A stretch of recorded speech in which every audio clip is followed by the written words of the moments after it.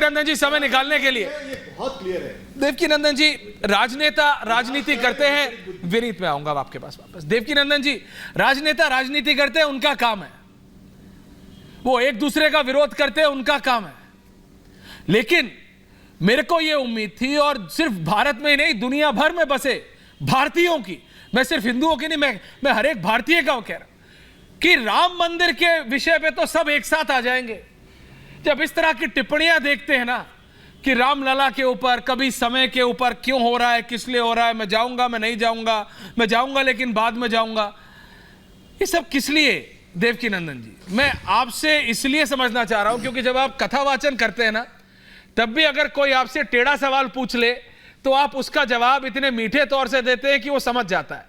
आज जरूरत है आप जैसे और आपके कथा वाचन की कि हमारे राजनेताओं को भी समझ आए, देवकीनंदन जी, कि आखिरकार ये कोई राजनीतिक कार्यक्रम नहीं है, ये हर एक भारतीय का कार्यक्रम है।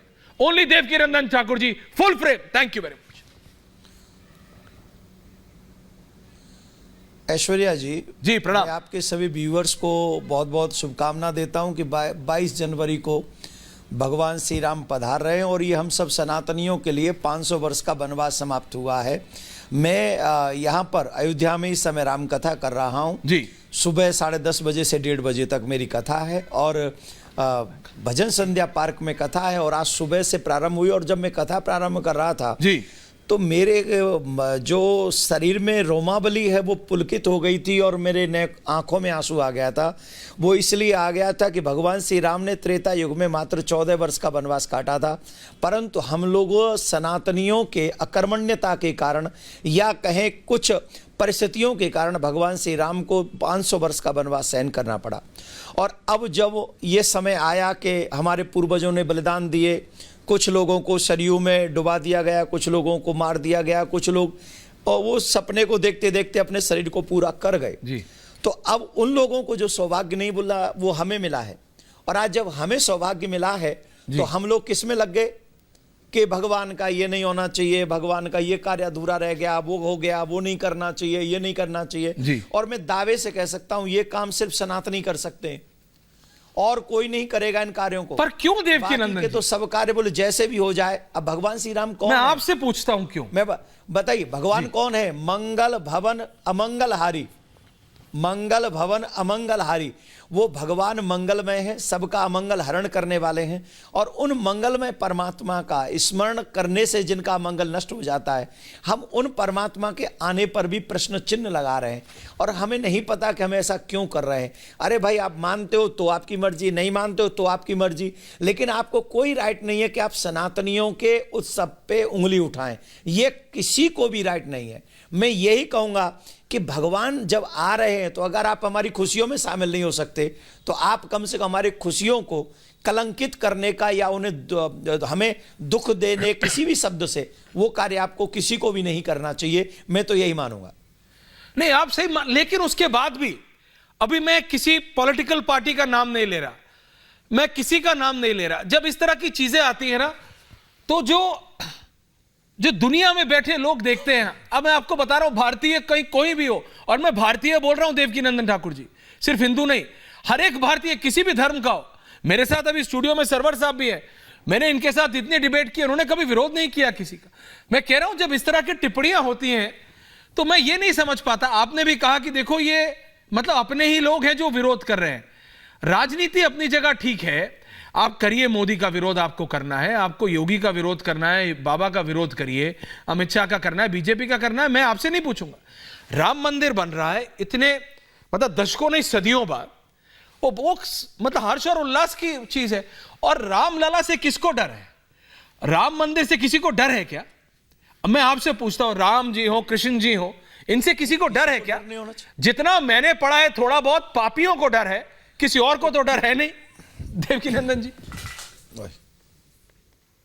डालो उसको जल्दी। जी आवाज आ रही है आपको? जी आवाज आ रही है देवकीनंदन जी? आ गई आ गई जी। मैं कह रहा हूं सिर्फ पापियों को डरना चाहिए, किसी और को तो नहीं, प्रभु से तो। देखिए मैं एक बात मानता हूं,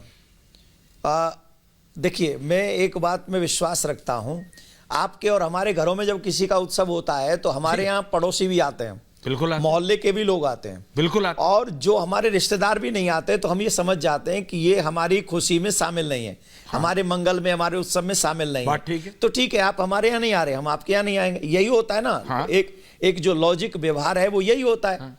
तो जब इस व्यवहार को हम लोग अपनाएंगे तो फिर क्या होगा? भगवान श्री राम के आने से, हमारे यहाँ अयोध्या में रामचरितमानस में लिखा है, राम राज बैठे त्रिलोका, हर्षित भये गए सब शोका। भगवान श्री राम जब पधारते हैं तो सिर्फ मनुष्य नहीं, जड़ भी, पशु पक्षी भी हर्षित हो जाते हैं, उनके जीवन के सारे शोक नष्ट हो जाते हैं। तो फिर वो लोग कौन है जो राम जी के आने पर दुख मनाते हैं? कौन लोग हैं जो राम को मांसाहारी बोल देते हैं? कौन लोग हैं? और उनका उद्देश्य क्या है? उनका उद्देश्य क्या, उनका लक्ष्य क्या है? आप सिर्फ सनातन को ही क्यों बार बार टारगेट करते हो? मैं सभी राजनीतिक पार्टियों से हाथ जोड़ के प्रार्थना कर रहा हूं, आप राम को मानते हो, बहुत अच्छी बात है, नहीं मानते हो तो ये आपका इंटरनली विषय है, पर भगवान श्री राम पर, भगवान के मंदिर पर, सनातनियों की श्रद्धा पर आप प्लीज कोई कमेंट मत कीजिए। अगर आप करेंगे तो प्रतिरोध होगा, उसका विरोध होगा, और वो विरोध जो है आपके लिए मुश्किल खड़ी करेगा। तो मैं निवेदन करूंगा, क्योंकि मैं आप ही के चैनल पे देख रहा था कि कहीं लिखा हुआ है कि फलानी पार्टी का, मैं पार्टी का भी नाम नहीं ले रहा, उसका विरोध हुआ उत्तर प्रदेश में। क्यों हुआ? क्योंकि आप राम का विरोध करेंगे और आप ठीक कह रहे हैं सनातनी चुप बैठा रहे, क्यों हुआ? नहीं बैठेगा।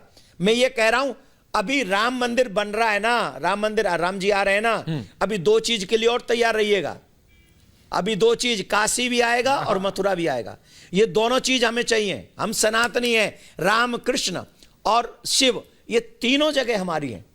इन तीनों जगह पे औरंगजेब ने आक्रमण किया है, हमारे मंदिर तोड़े, और हमारे मंदिर तोड़कर हमारी अस्मिता, हमारी जमीर, हमारी आत्मा, हमारे परमात्मा को दुख पहुंचाने का, ठेस पहुंचाने का उसने काम किया है। कोई भी सच्चा सनातनी होगा जिसने हिंदू मां का दूध पिया होगा ना, वो ये अपमान बर्दाश्त नहीं करेगा। अरे कौन किस पार्टी का, कौन क्या, आई डोंट माइंड। अरे ये जो कुर्सियां है ना, ये ज्यादा दिन टिकाऊ रहने वाली नहीं है। ये कुर्सियां 5 साल, 10 साल, 10-15 साल, उससे ज्यादा नहीं। लेकिन तुम्हारा धर्म, तुम्हारा राम, तुम्हारा कृष्ण, तुम्हारी पहचान, तुम्हारी आत्मा, ये नैनम छिन्नन्ति शस्त्राणि नैनम दहति पावका, ये थी, है और रहेगी। अगर थी, है और रहेगी तो तुम्हें धर्म की रक्षा करनी चाहिए, तुम्हें अपने संस्कारों की, संस्कृति की रक्षा करनी चाहिए, आने वाली पीढ़ी की रक्षा करनी चाहिए। धर्मो रक्षति रक्षिता। If you save your religion then religion will save you.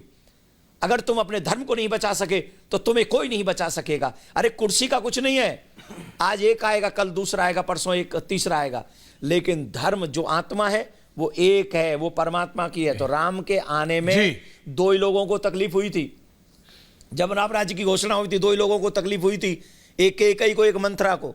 अब ये देख लो, बाकी के तो सब प्रसन्न थे। राम के आने से कौन है कैकेयी और कौन है मंत्रा? को प्रसन्न हुई है आप भी। अरे 22 को नहीं आना, 23, 24, 25, जब को आना हो तब आ जाना। बिल्कुल। कौन मना कर रहा है? कौन कह रहा है कि 22 को ही आना है? जब आपका मन करे आप आइए, लेकिन सनातनी होने का फर्ज निभाइए। बहुत बहुत साधुवाद, धन्यवाद। बिल्कुल ऐश्वर्या जी। जय श्री राम।